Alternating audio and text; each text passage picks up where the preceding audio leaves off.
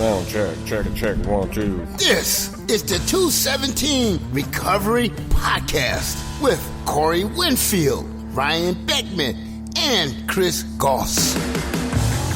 Welcome to the 217 Recovery Podcast. It is the 25th of January, 2020. My name is Corey Winfield. Ryan Beckman will be along in moments. Chris Goss. I don't know. This is like a special edition. Wanted to grab Tyrone because we were kind of sitting around talking about recovery and stuff like that. And I was like, man, we need to do a podcast about this. Like, this is the stuff that we need to talk about on the podcast. And first, Tyrone, welcome. Hey, what's up, everybody? Nothing. Now, just make it clear. Like before we do the podcast, there you go. We do a mic check, right? Yep. And I say, okay, now is that how you're going to hold the mic the whole time? And you said, yep. And then the first thing you do is you get on and you don't hold the mic the same. You hold it like way down here. You're like, hey. Nah, man, I gotta bust you a little bit. But yeah. So how was your day, Tyrone? Oh man, well, terrible kind of. Oh, nice. Yeah. Went to that little thing today with Herman Moore and Herman Moore's. Yeah, Herman Moore, Detroit Lion. Yeah, he's a nose tackle. I'm just kidding. He's a wide receiver. Yeah, it was kind of a little disappointing the other day. Oh, that's too bad. Like he disappointed you? Well, I thought it was going to be a bigger turnout than what it was. Oh, so you weren't disappointed by Herman Moore. You were disappointed by the event itself, I guess. Yeah, the turnout, yeah. I thought it was going to be a bunch of people there. Was it a recovery event? It was, I guess. I just caught the flyer, and, it said he was going to get a lot of autographs and sign his picture, which I didn't get to do neither. Dang. I didn't get a picture nor an autograph. Dang. Well, at least they fed you, right? Yeah, they fed us some sandwiches and chips and a pop. Not a pop, water. Oh, yeah. Huh. Like a gourmet sandwich, like no, falling off one piece of meat, cheese, bun. Oh, okay. So it was just a sandwich. Okay. It was like it's just a sandwich. Yeah, we was looking for Ryan to come, but Ryan wasn't there. No, Ryan was not there. Yeah, Ryan didn't have time we for had a that. ticket for Ryan, which he didn't have to have a ticket to come in. Oh, how much It did was it that cost? empty. Huh? How much for this sandwich and water? How much? Yeah. It was included in the price. I think the price was like $25, $30 a ticket. Oh. Yeah, it was included, yeah. But at least you got that autograph. No. In the picture. No. He walked out the door too fast. I guess everybody was late, and he was running late. And so I guess that he just walked out, he had to leave. So nobody got nothing. You had a football game this Sunday to go to, or what? Me? No. Herman Moore. No, he had no game to go to. I don't think that. Just probably ready to go home. So I think I remember seeing flyers for this event, and this is the thing that bothers me sometimes. And you know what? I need to deal with it because there's nothing I can do to change it unless I do stuff to change it. And it's because there was an email and some flyers and stuff going around, and it was like, hey, for $1,000 or $5,000, where you could have a table and be an event sponsor, which of course we did send in to be a media sponsor, and they didn't even respond. So apparently I'm assuming maybe they didn't get the email. I don't know, but these businesses will donate that money, because they're like a charity, something like that. So they'll donate the money to that. But where does that money go? I want to take money and put it back into recovery. Yeah. I want people, when we start taking donations, to feel good, to know when they donate, we're not just going to bring in sandwiches for an event. We're going to do what we can, but the money that comes in for that is going to go directly back out, whether it's giving people rides to meetings or basically, just giving people rides to meetings and doctor's appointments in the place they need to go, because that's what our next step is, 217 recovery rides. But, we're going to pay drivers, people that are in recovery, to give them a job where they don't have to go work a 9 to 5 and make minimum wage. Like, we're going to make sure that they're making a good living and getting people to where they need to go and giving back. And, that's what I'm looking for. And, to think that someone would have spent, I don't even know, let's just say $5,000 to get one of those tables there at that event is just a waste. Like, to me, it's like, that could have got us 2 vehicles for 4 months, that it could have leased them, and put insurance on them. That would have been a much better help to the recovery community than to just, hey, here you go, here's the money, now we get a table, and nobody even showed up. It was a waste of money. And, that's just something that it's like, well, what am I doing? I can be mad all day long, but did I give somebody an opportunity to donate that money in a different way? No. So I can only really be mad at myself. All right. But I think after the day, though, I think they're going to do a little bit more better research, I think, this time. Because, this was really a bust. Yeah. Well, we'll hope. Yeah, we offered to do a little of this and that, but like I said, they must have just not got my email. Yeah. They would have saw 217 recovery, then they're like, oh, yeah. Absolutely. We heard all about those guys. Yeah. We would have signed autographs. Yeah, we could have set Chris up with a little table, some shampoo he could have sold.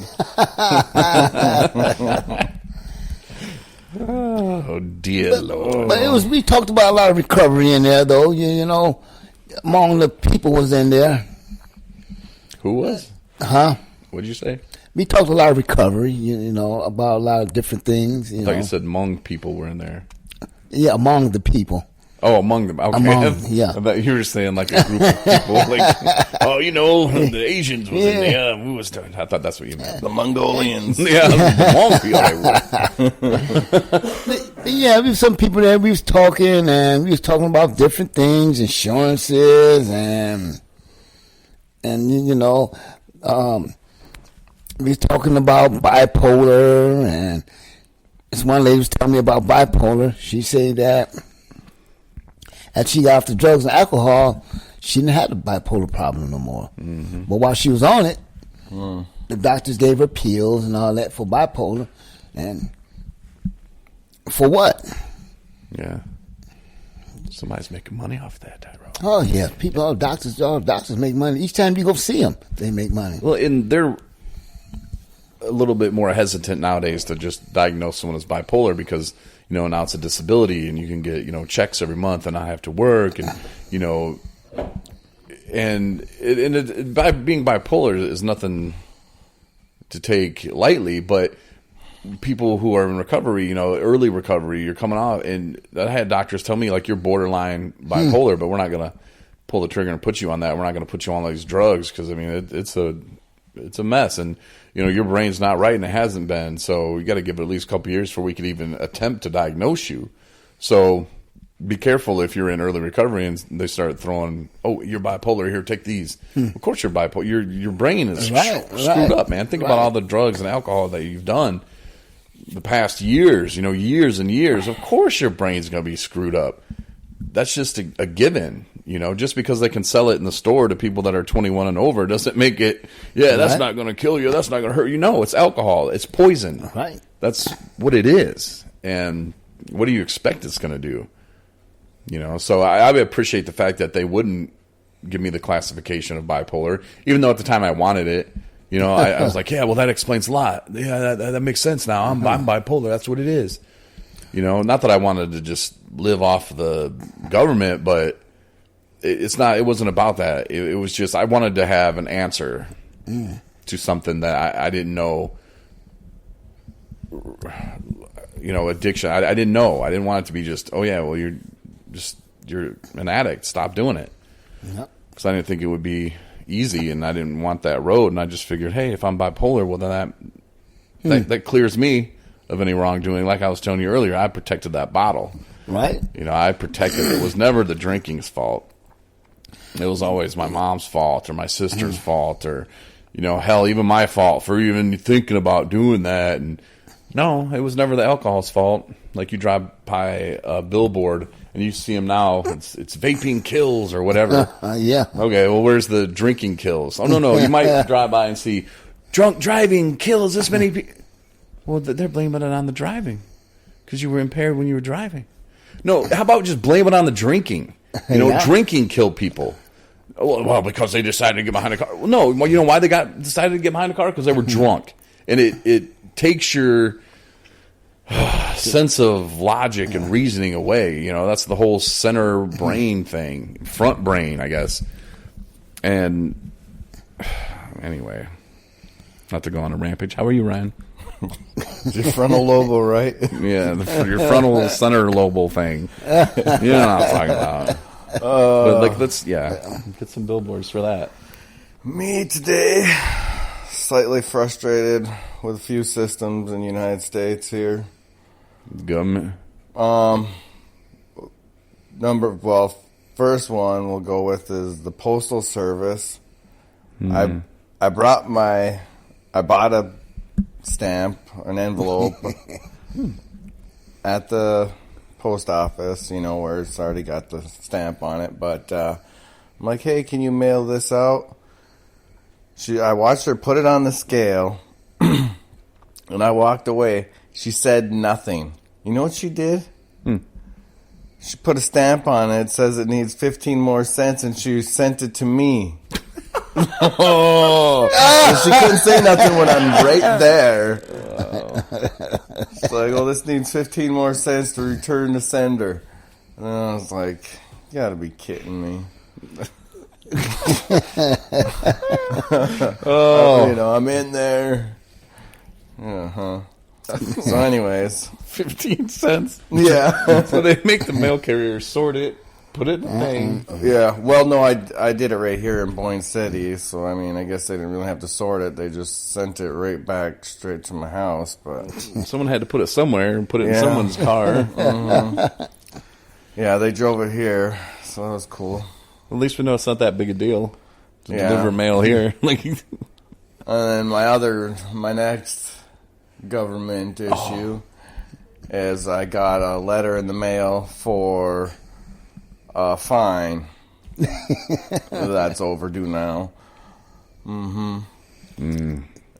But when I called down there to the courthouse or to the courts, they told me I only owed $25, and that is and then it's paid off. So I had that fine in another one, and so I paid that one off and put $100 towards another fine just to find out. They send me a piece of mail saying I still owe $275, and it's overdue now. And I was like, the system just let me down left and right. Can't really get nothing right around. So now I gotta call down there. Well, at least now I have the case number and all that, so they can find it. I guess the secretary down at the clerk's office was too lazy to find the right file or whatever it was.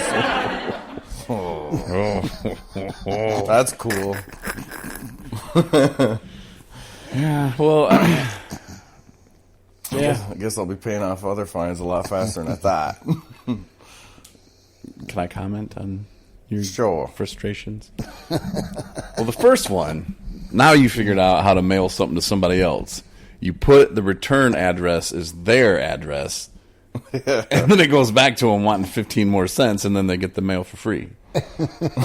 So there you go. You learned something today. I got the system. Yep. Okay. You just got to put the return address of where you really want it to go. That way, then got to get this back. Yeah, they had like a little finger and 15 cents on the other side. Return to sender arrow. It's like, come on. Unless it's like Florida. What would they do if it was Florida? Like if you wanted to send something to Florida and it was clearly dropped off here. 15 more cents. Are they going to ship it back to Florida? We should call them and ask. What's the policy? They can't just throw it away, can they? I mean, that's mail. That's a federal offense. Yeah. I think you found the loophole. Yes, sir. You're welcome, Well, how do I pay off America. my fines without really paying off my fines?